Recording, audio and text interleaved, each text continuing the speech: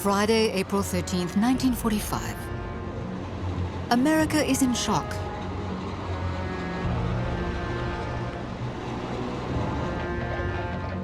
The Second World War is not yet over, and US President Franklin Roosevelt has just died.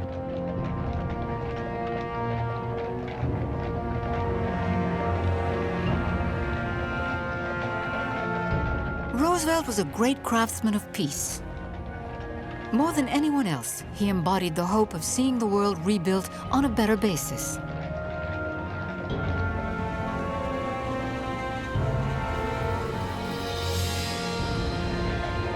As the silent crowd watches the funeral procession go past, the whole planet is asking itself, without Roosevelt, will the Soviet bloc in the West manage to build bridges and build a lasting peace?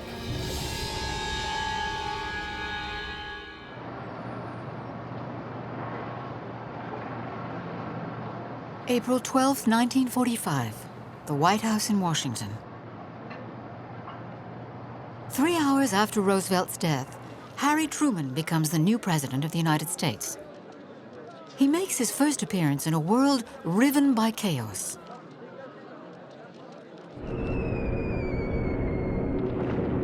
In April 1945, America is still at war with Hitler and the Japanese.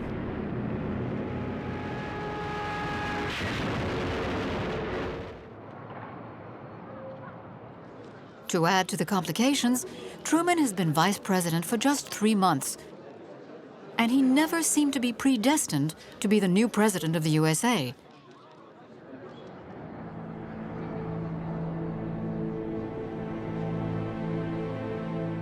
He's a former shirt and tie salesman from Missouri.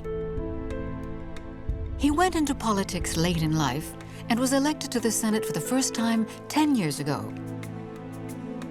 When Roosevelt selected him as his vice president, it wasn't for his abilities.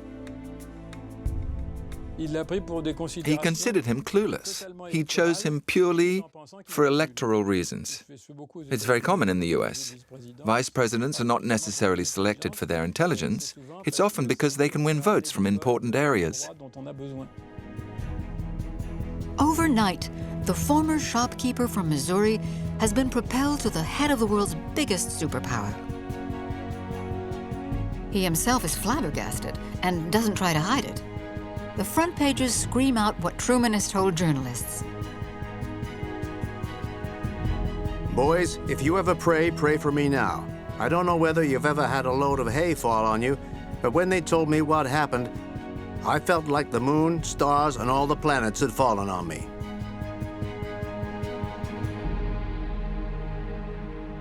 Even today, President Truman's grandson remembers that his grandfather never tried to pretend that he was the man for the job.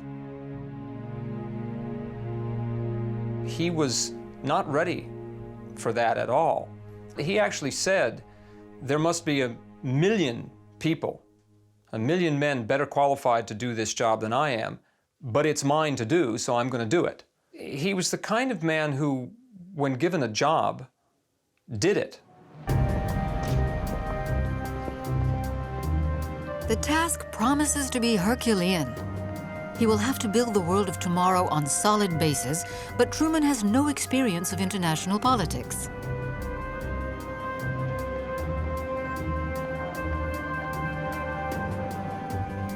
In the 3 months he has been vice president, Roosevelt has only met him in private twice. Truman has been told nothing. I fault my grandfather for not trying to bring him more into the picture. I wonder how much energy my grandfather had.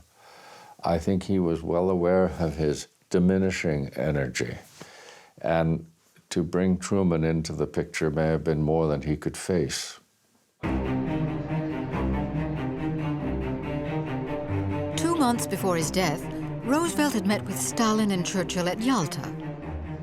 It was there, in Crimea, that the Big Three had laid the foundations for future peace. But the deals concluded were complex and full of ambiguity, each of the allies having played his own hand. Truman was not privy to these discussions. He needs to familiarize himself with all the dossiers. He is pragmatic and hardworking, so he has countless briefings with his advisors. But will his relentless work be enough? Can this small-time tie salesman from Missouri hold his own against the formidable Stalin?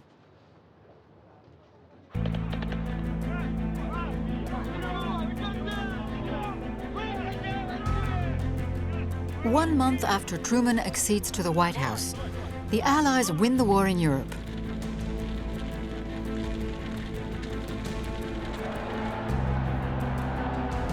All over the continent, people are jubilant.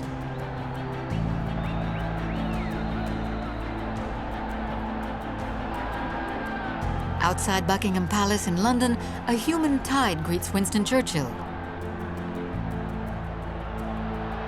The British Prime Minister is lauded as a hero. But even at this euphoric moment, Churchill looks drawn. The smile on his face looks a little forced. In his memoirs, he writes, "Weary and worn, impoverished but undaunted and now triumphant, we shared a moment that was sublime. Yet it may well be there were few whose hearts were more heavily burdened with anxiety than mine." What could seem so terrible that it could darken such a moment? The problem Churchill has goes by the name of Stalin. Now the war in Europe is won. The British Prime Minister is convinced that Stalin will seize this opportunity to install communist regimes everywhere he can. Already, contrary to the pledges made at Yalta, the Soviet leader has established a communist regime in Romania. In Poland, 6 non-communist ministers have been allowed to join the government, but they have a little less power every day. Stalin wanted all of Europe to become communist. It was an ideology. But also because he had the mindset of an emperor. A dictator with an emperor's mindset. The British Prime Minister tries to warn Truman. But the new American president is not interested.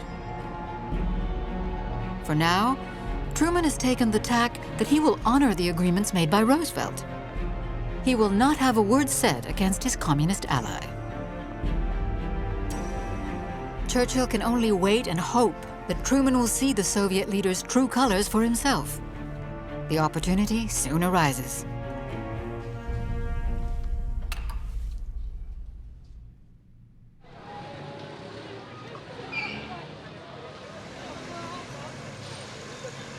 July 16, 1945, Berlin Airport.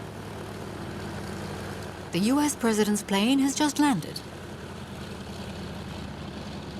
Truman is in Europe for a peace conference. This is his opportunity to meet his allies and make up his own mind about them.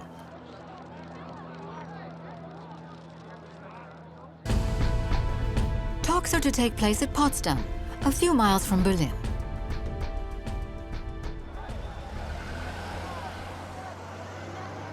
In order to get there, Truman has to go through the former capital of the Third Reich. Berlin is nothing more than a land of ruins.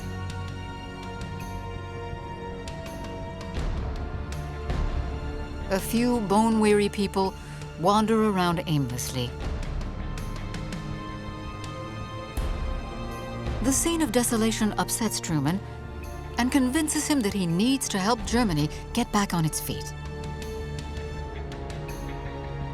That evening, he writes in his diary, "Never have I seen such a sorrowful and depressing sight.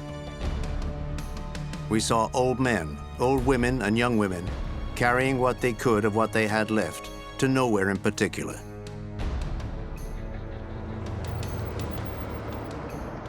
The conference begins on the next day, July 17th. Here at Sicilienhof Castle, Truman, Stalin, and Churchill meet for the first and only time.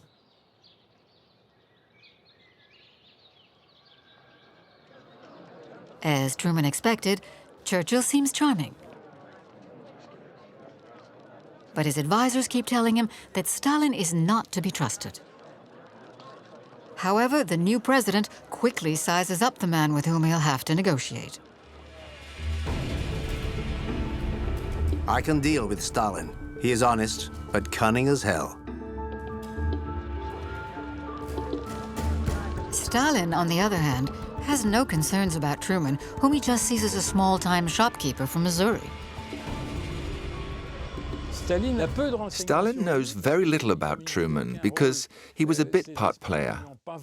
His spies hadn't really spoken about him, and what they had said led him to believe that he was insignificant and weak and could be made to agree to anything. But Truman is a man who sticks to his guns. For against all expectations, despite his lack of experience, the American president knows how to stand firm. He's in no way cowed by Stalin. A matter of character, certainly, but not only that. Truman feels he's in a strong position because he's waiting for a piece of information that could make him the most powerful man on the planet. At that precise moment in the United States, a top-secret event is being prepared.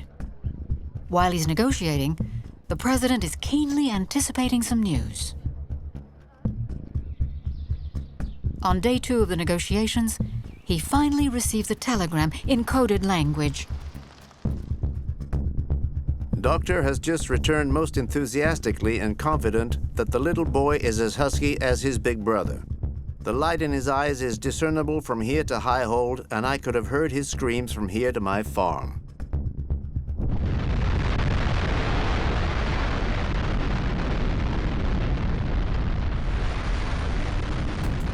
The little boy in question is the first atomic bomb.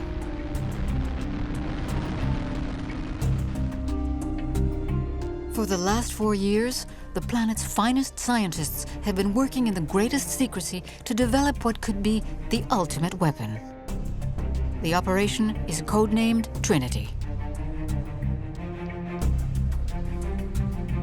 The first nuclear test in history is an unqualified success. The explosion is the equivalent of detonating 21 kilotons of TNT. Never before has such destructive power been achieved. A single weapon now has the power to annihilate all of humanity. After hesitating briefly, Truman decides to forewarn Stalin. This is obviously seen as bad news. It means that henceforth the Soviet Union is in a position of inferiority. Everyone was watching out for Stalin's reaction. And Stalin, who was a good actor, said, "Oh, well, I'm pleased for you, and I hope you'll use it against Japan." But was Stalin really in the dark? Despite the drastic measures taken by the Americans to protect the secrecy of their project, Russian spies have managed to infiltrate the Los Alamos base where the atomic bomb was being developed. Among them is Klaus Fuchs, a German physicist who has fled the Nazis. But Fuchs, a fervent communist, is also a spy in the pay of the Soviet Union. For the last 2 years, the scientist has been passing on all of the plans for the atomic bomb to the Russians. Thanks to this information, the Soviet Union has begun to develop its own nuclear bomb. Despite this, on July 24th, when Stalin finds out that the American bomb is ready, he becomes anxious. There is nothing Stalin hates more than feeling vulnerable.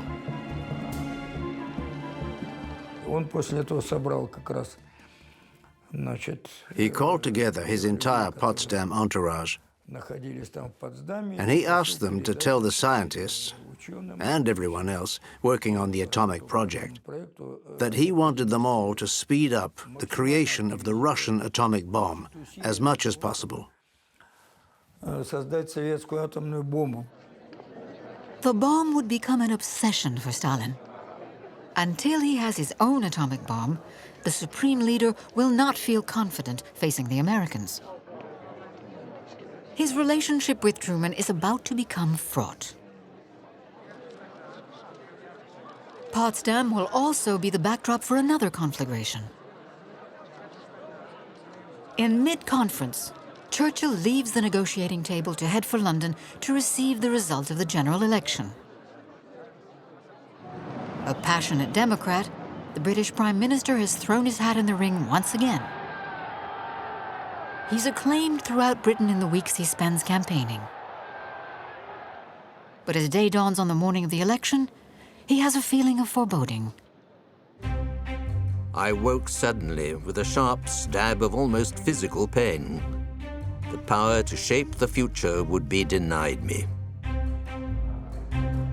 Churchill's intuition is correct.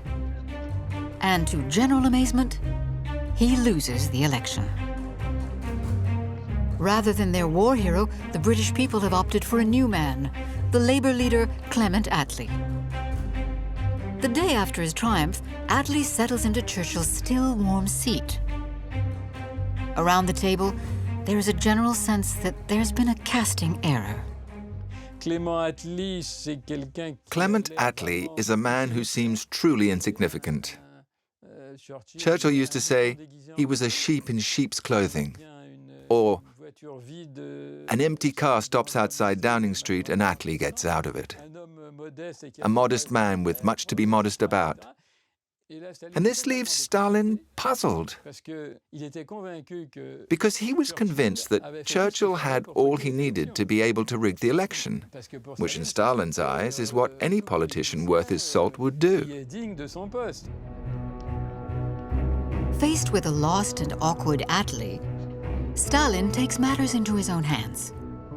He's the last man standing of Yalta's Big Three. Under Attlee, Great Britain is now on the sidelines. There are only two superpowers left in the world, the USA and the USSR. Truman and Stalin meet face to face. Very quickly, the differences between the two men turn sour and become genuinely contentious.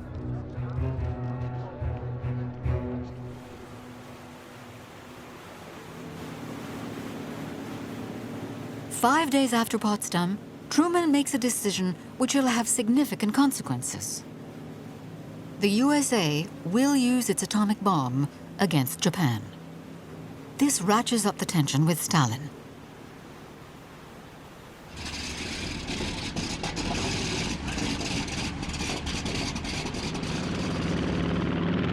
August 6, 1945. In the early hours of the morning, the American bomber Enola Gay flies towards the Japanese archipelago. At 8:15, Little Boy is dropped on Hiroshima.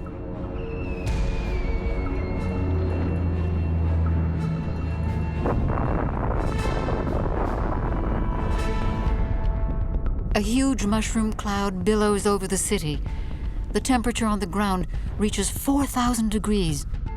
70,000 people die instantly. The city is nothing more than a wasteland of ash and dust.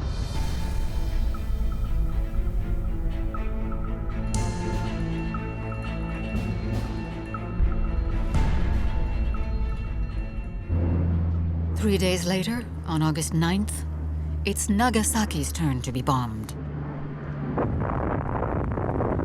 The whole world is in shock. Stalin sees the atomic bomb as provocation. He's convinced that Truman is trying to intimidate him. He doesn't understand why America has launched its bombs when, on the 8th of August as promised, the USSR joined the war against Japan alongside the USA. The way we saw it was that the U.S. was sending a clear message in using the atomic bomb against Japan. The aim was not to achieve a quick victory against the Japanese, but to intimidate the Soviet Union in order to be able to dictate American conditions. Obviously, Truman wanted to end the war as quickly as possible and save American lives. But it is also a clear message to Stalin, because Truman fully intends to let him know that he is now in the driver's seat.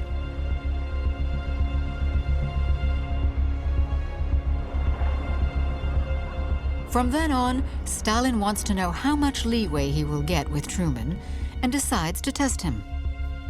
At Yalta, Stalin was promised territory in exchange for joining the war against Japan. Sakhalin Island, the Kurin Islands, Dairen, Port Arthur, and a Manchurian railway line. But now, Stalin demands to be allowed to occupy Hokkaido Island.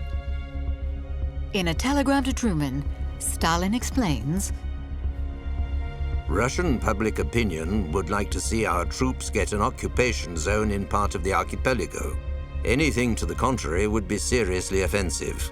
I hope my modest request will be satisfied. He then rethinks and adds in his own hand, We'll meet with no objection. the American president is outraged. His response is unequivocal. No. Period.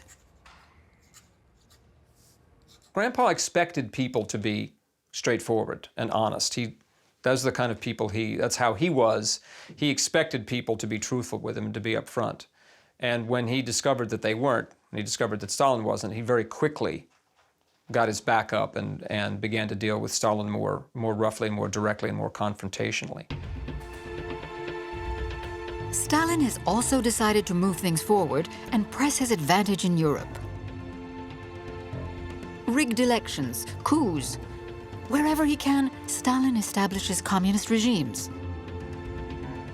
Poland, Czechoslovakia, Hungary, and Bulgaria in turn all fall into Soviet hands.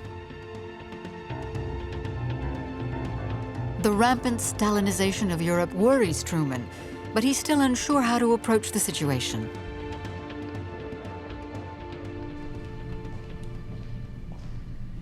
The telegram, which lands on his desk on February 22, 1946, changes everything. Its author is George Kennan, an ordinary diplomat posted in Moscow. Kennan has had time to observe how Stalin operates. He has seen that Stalin wants to take control of Eastern Europe and is convinced that the only way to stop him is to stand firm. In a long telegram to Washington, he describes the Soviet apparatus. At the bottom of Kremlin's neurotic view of world affairs is a traditional and instinctive Russian sense of insecurity. Russians are impervious to the logic of reason and very sensitive to the logic of force. Kennan explains that it's pointless to try and appease Stalin. In any case, he cannot and will not be appeased, because that allows him to justify dictatorship. But on the other hand, we should be firm with Stalin, because he understands how the balance of power works, and that when the West stands firm, he's ready to back down. Kennan's analysis confirms everything that the US president had intuitively foreseen. His change of tack is then drastic. Truman jettisons Roosevelt's former advisors, whom he considers too lenient with regards to the Soviet Union, and appoints some new men. Kennan is soon called to the White House as a special advisor.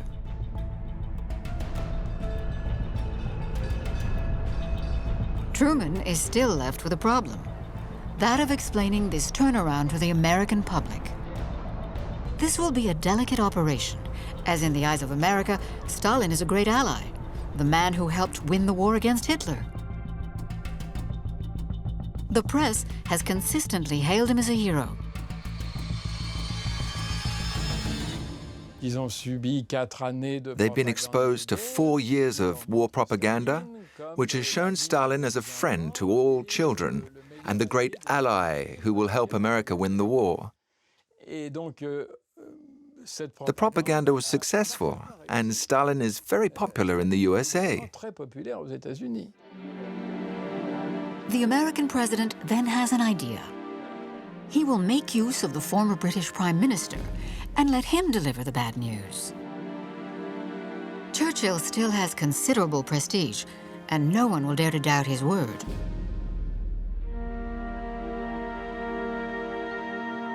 Also, he would surely be delighted to pay a visit to the States. Since losing the election, he's been in a period of deep depression.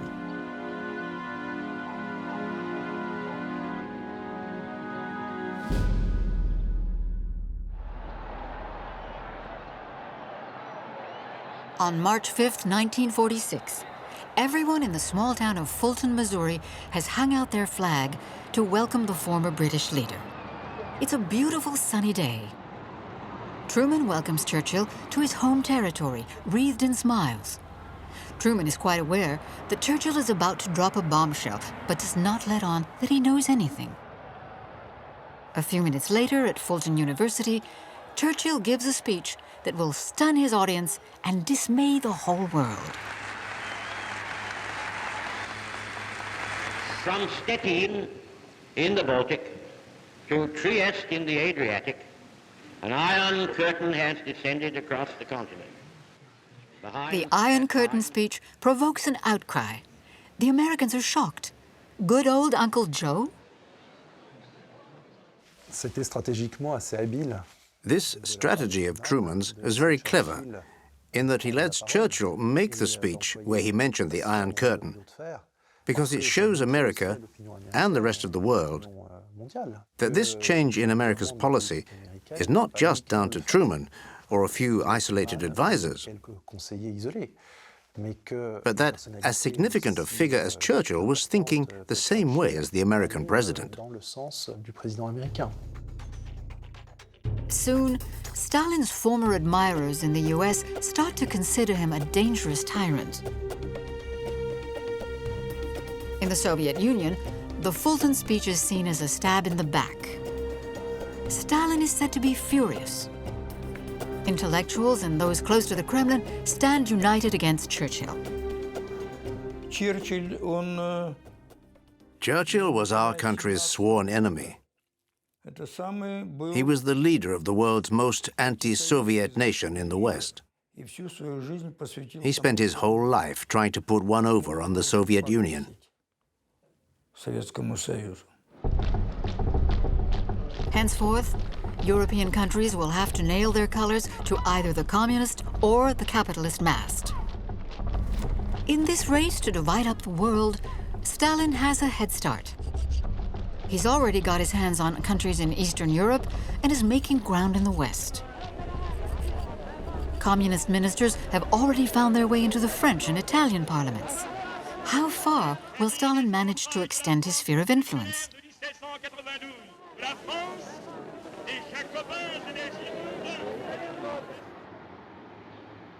This question haunts Truman.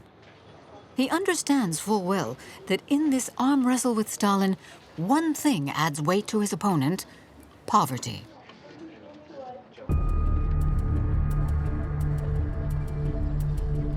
Almost 2 years after the end of World War II, Europe has still not got back on its feet. The old continent is staring into the abyss. Truman is perfectly aware that this deprivation makes a perfect breeding ground for communism. But before he can act, he needs a clear view of the situation.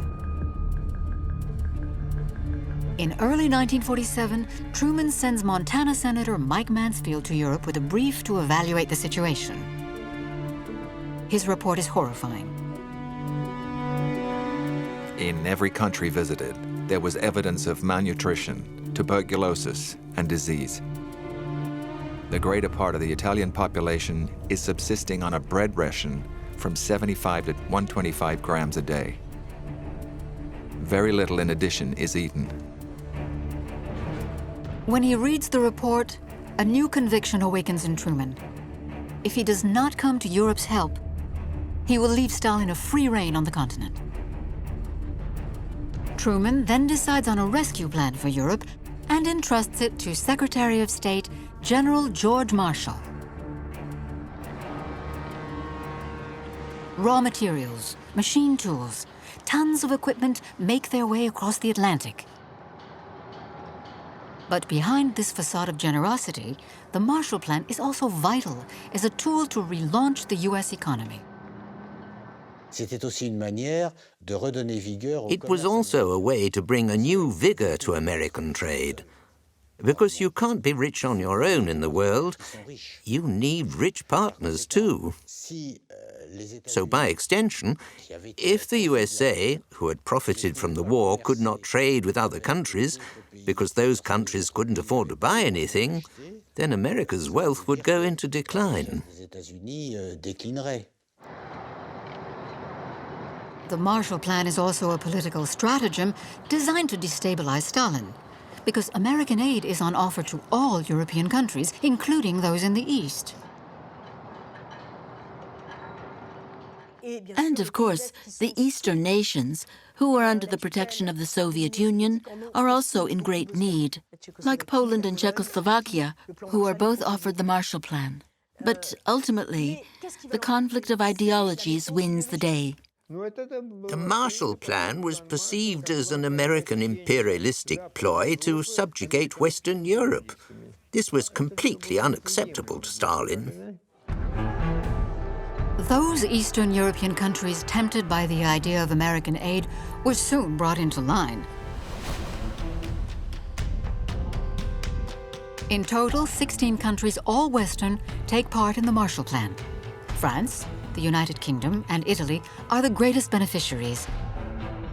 By mid-1947, Churchill's Iron Curtain has become a reality.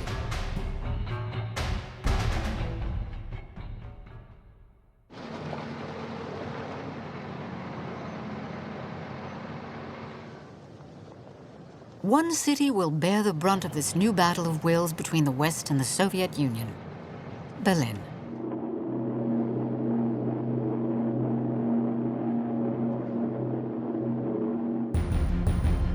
The German capital lies at the very heart of the Russian zone of occupation. But the city itself is occupied by 4 Allied powers: the USA, Great Britain, France, and the Soviet Union. Between them, they have the task of putting Germany back on its feet, but the Allies are unable to agree on a course of action. The Soviet priority is to get their war reparations. The USSR is broke. As predicted by the peace agreements, the Russians take their compensation in kind and dismantle Germany's industry. Entire factories are dismantled and taken to the Soviet Union to be reassembled. Meanwhile, the Americans rebuild.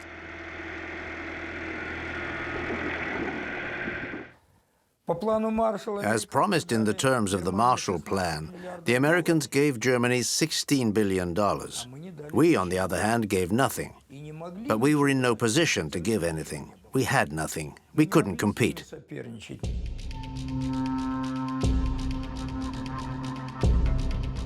In the West, life gradually goes back to normal, while Berlin's eastern sector goes to rack and ruin. The Americans want to go further and introduce sweeping reforms to help revitalize the German economy. But Stalin objects. He wants to maintain the status quo. What Stalin wants is a comparable level of suffering on both sides of Berlin, and that the isolated inhabitants of West Berlin end up falling under the influence of East Germany. This capitalist enclave in the middle of a communist sea is unbearable. In order to get through this impasse, the Western powers see only one solution: to merge their occupation zones. This will, without a doubt, infuriate Stalin. But to what extent? Could Stalin start a war? Before proceeding, the West needs information. And there's only one way to get it: espionage. Unfortunately, in these early days of the Cold War, the American secret services are to all intents and purposes non-existent. Actually, it's worth noting that during World War II, in 1942, the Roosevelt administration created the OSS Information Service, but it was no longer active after the war ended in 1945. So, between 1945 and 47, the United States had no intelligence services as such. Therefore, in the summer of 1947, Truman decides to found a new intelligence agency which will soon be known the world over: the CIA. Former Admiral Henry Hillenkoetter is named as its head. He has the difficult task of recruiting and training spies in a very short space of time. The problem is that he will need to find Russian-speaking spies. And other than the Russians themselves, not many people speak Russian. For this former British Secret Service operative, this was a major hindrance. The problem was, how far could you trust someone who was Russian-born with big secrets? Because you could never guarantee that they weren't actually on the other side, working for the Russians. Hillenkoetter wastes no time. Pragmatically, he realizes that it is among recent enemies that he will find his spies. Reinhard Gehlen, a former Nazi and the Wehrmacht's head of intelligence in the East, is recycled by the CIA. Gehlen knows the communist world extremely well. He becomes the brains behind American espionage in Germany. He helps recruit hundreds of former Nazis to the CIA. The Americans have no qualms about this. The only thing that matters to Truman is blocking Stalin's way. The logistics have changed. In the Cold War, the enemy wasn't Germany, but the Soviet Union. So ultimately, why not make use of people who are fervently anti-communist? And obviously, those former Nazis hated communists with a passion. So why not? At this point, we're in the middle of genuine realpolitik.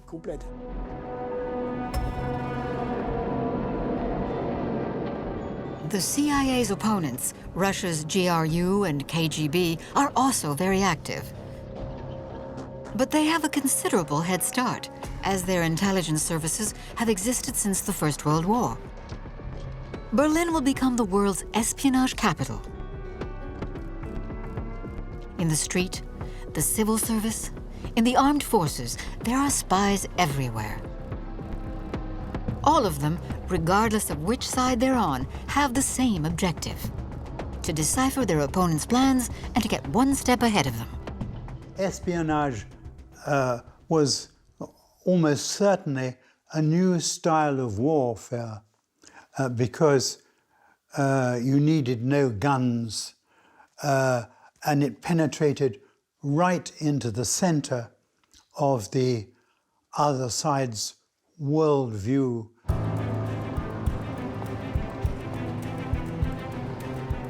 As Truman has requested, Gehlen and his men try to discover what Stalin's reaction would be if the West merged its various zones in Berlin. In the late spring of 1948, the German spies think they may finally have the answer.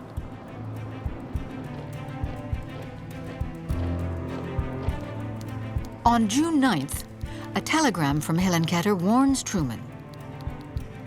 According to the head of the CIA, if the West were to bring all of their zones of occupation together as one, Stalin's reaction would be, the USSR may be expected to continue its hindrance of Western powers in Berlin and elsewhere in Germany by any means short of military force.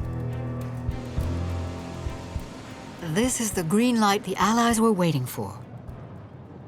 4 days after Hillenkoetter's telegram, the Americans, British, and French create a new currency for their zone, the Deutschmark. Stalin sees this currency as a symbol of capitalism and a provocation. He has to react.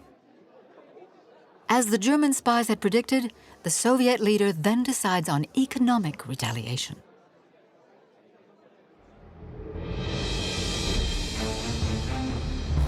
On June 24, 1948, he cuts off all supply routes to West Berlin. The roads which link West Germany to West Berlin are blocked. 2.5 million inhabitants of Berlin are trapped. Without supplies, they will be unable to survive for long. In Washington, some of Truman's advisors urge him to respond with force. But the US president decides on another option: to replenish the city's provisions from the air. He didn't want open warfare between the US and the Soviets. That was the last thing he wanted. But he also didn't want to appear weak, like we were going to do nothing, because if you let the Soviets get away with closing off Berlin, then they take something else. And I don't think that the idea for the airlift was his, but he agreed to it because it made sense.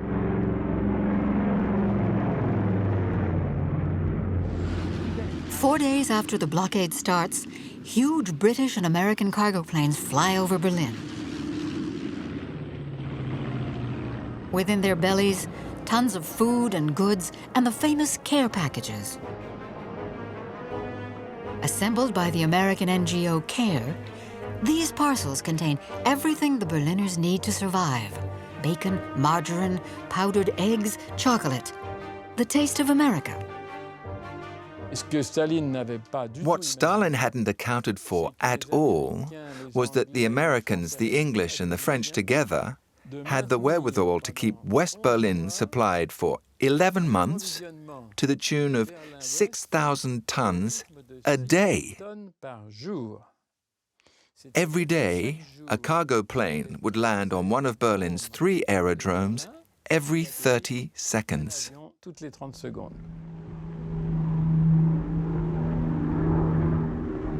For a year, Berlin's citizens lived their lives to the rhythm of the aircraft flying back and forth over their heads. But despite American aid, daily life remains difficult. In order to survive, everyone does whatever they can. Sowers start appearing in the heart of the city. Soon, vegetables start growing through the tarmac. They also show themselves resourceful where heating is concerned. The Americans are not sending enough coal, so Berliners find wood wherever it is available. Trees are uprooted. Not one bench in the city has any slats left. At the markets, people trade with anything they have: coats, bags, shoes. Berliners want for everything, but they survive.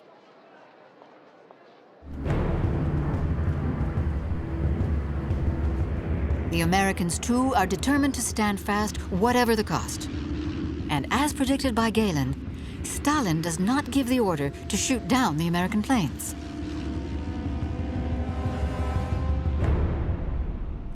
He was unprepared to go to war because the Americans had the atomic bomb.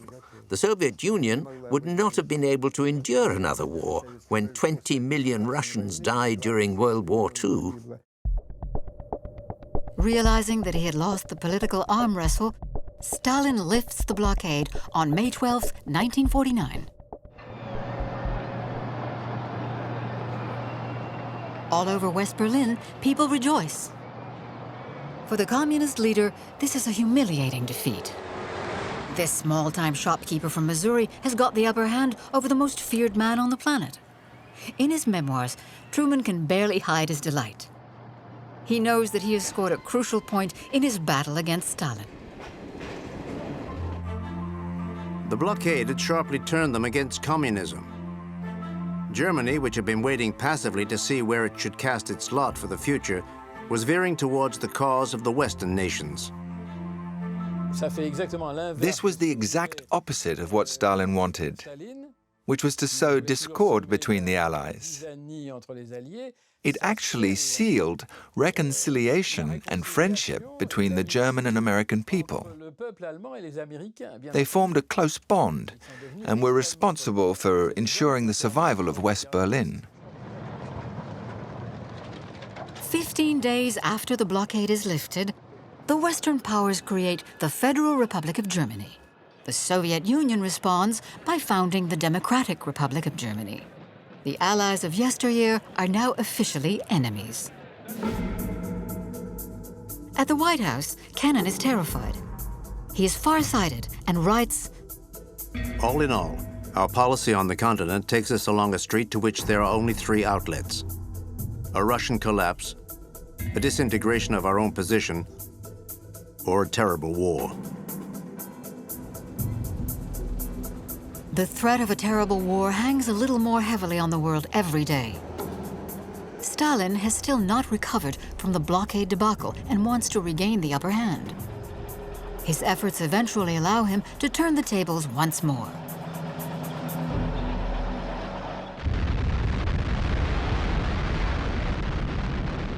To the horror of the Western powers, on August 29, 1949, the Russians detonate an atomic bomb in Kazakhstan. The information provided by Fuchs and his comrades who infiltrated Los Alamos has finally borne fruit.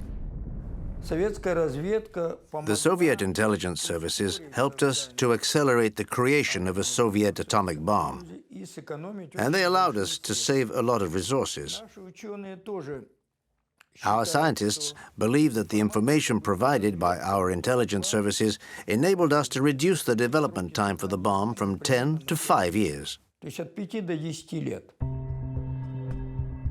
This comes as a great shock to Truman. He could never have imagined that the Soviets, crippled by war, could develop a nuclear weapon so quickly. Stalin feels empowered again. The Soviet Union is once more the equal of the United States. The world teeters on the brink of terror. Raymond Aron summed up this Cold War perfectly when he said, "War is impossible. Impossible because it would be nuclear. Peace is improbable. War is impossible. Peace is improbable." Conflicts are not long in breaking out. But they will remain localized and be fought by proxy. Because neither American nor Soviet blood should ever be spilt, as that would cause widespread chaos.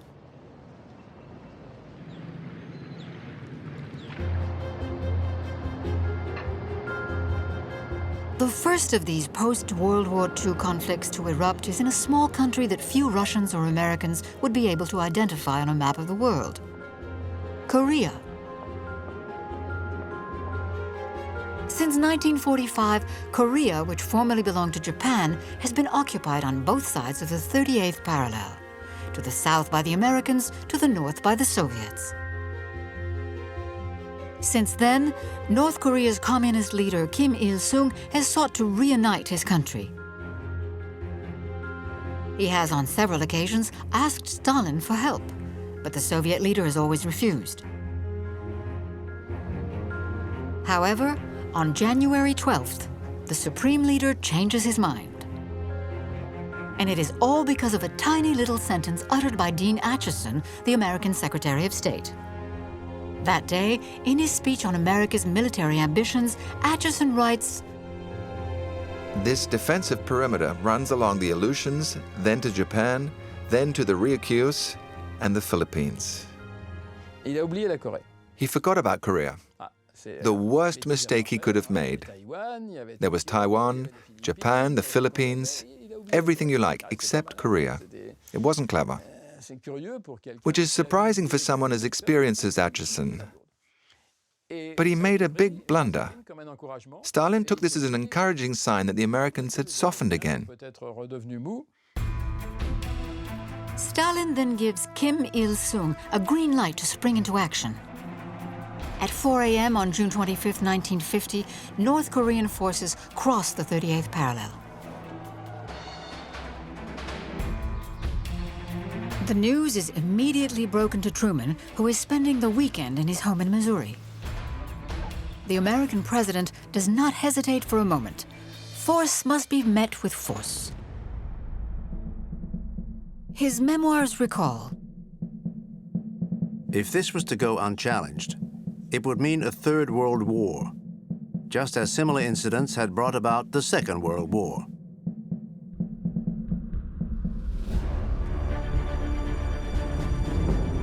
The Americans were not prepared for an attack on Korea, and they have virtually no troops there. The North Koreans make ground with alarming ease and seize Seoul in less than a week.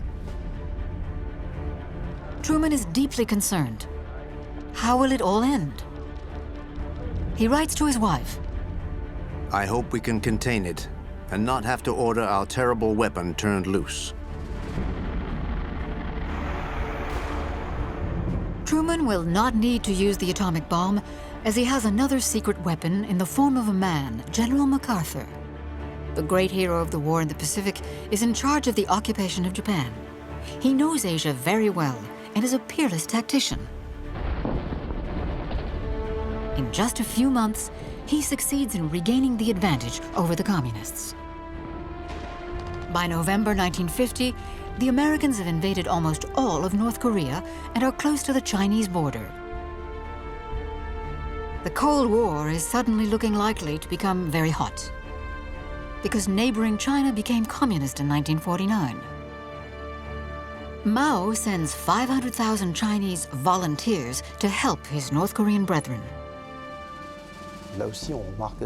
Here again, you see the prudence of Mao in this conflict, in that he doesn't want China to be seen intervening as a state. So he uses this stratagem of Chinese volunteers to intervene surreptitiously.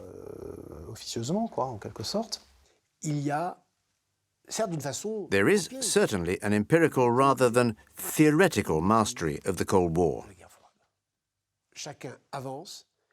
Everyone makes their move, but does so in a controlled way to ensure that the Cold War doesn't become a general, global, and nuclear war.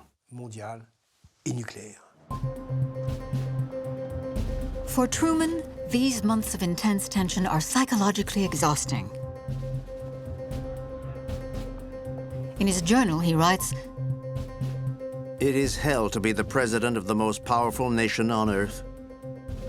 I would rather be the leader of my village." The American president only ever refers to the White House as the White Prison.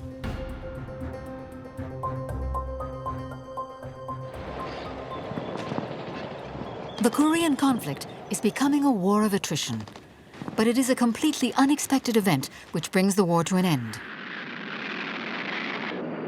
Stalin disappears.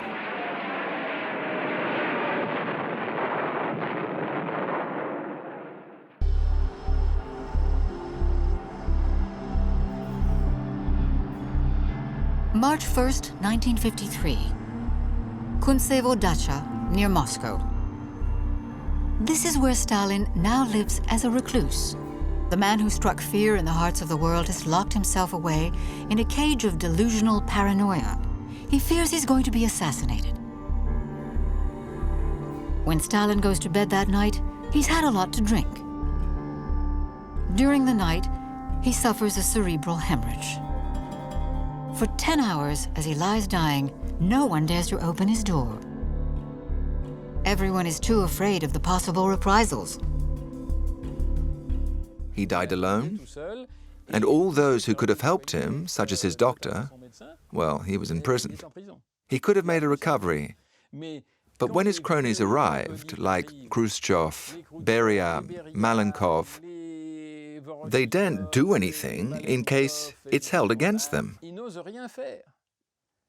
So doctors were called, but those doctors were scared. They didn't even dare make a diagnosis because the KGB behind them is saying, "Be careful what you write and what you discover, comrade."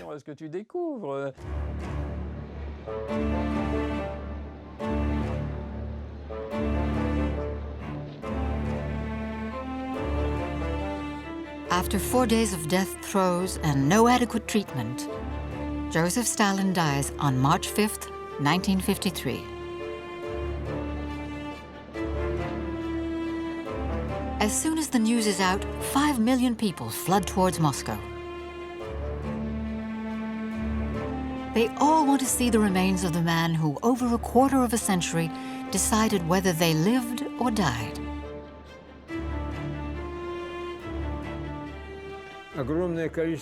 Many people who hated Stalin said, "Thank God he's snuffed it at last." Many others saw him as a kind of demigod and were stunned to find out that he turned out to be mortal. But the third and the most important concern for everyone was, what happens now? The whole world is reeling from the shock. While Molotov and others close to Stalin carry the coffin, each of them is thinking about the future. In Moscow, just as in London and Washington, people hope that the end of the Soviet dictator will also mean an end to political tensions. Their hopes will soon be dashed. 8 years of continual latent conflict between the USA and the Soviet Union have shaped the world in such a way that there is no easy way to turn back. Stalin and Truman's Cold War will dominate the world and chill the hearts of humanity for nearly 40 years.